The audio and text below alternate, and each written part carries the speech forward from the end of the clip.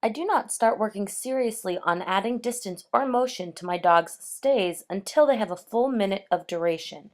I found that it is easier to add motion and distance when I already have a long duration to work from.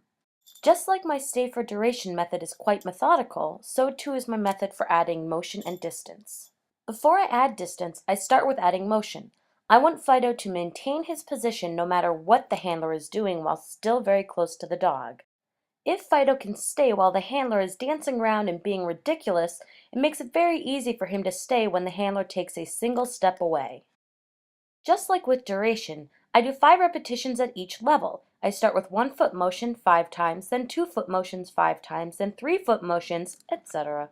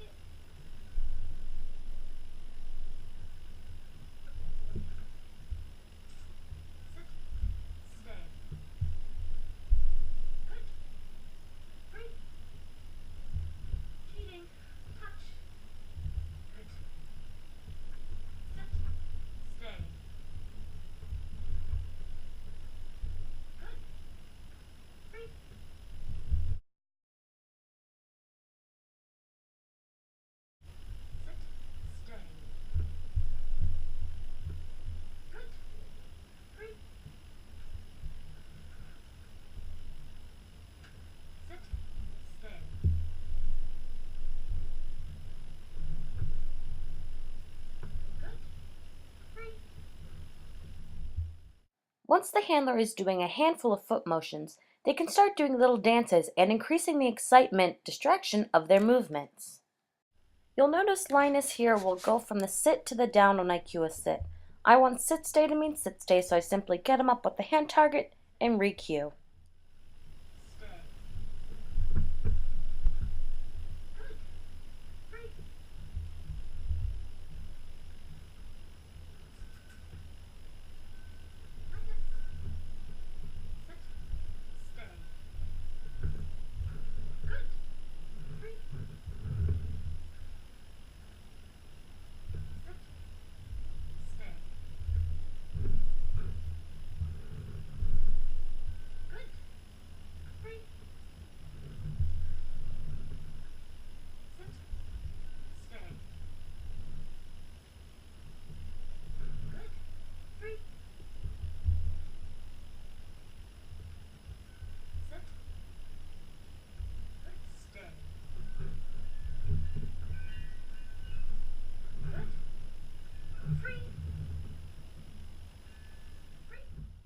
As the dog is showing success staying with lots of crazy dancing and wild arm motions and whooping and hollering, you can start adding distance.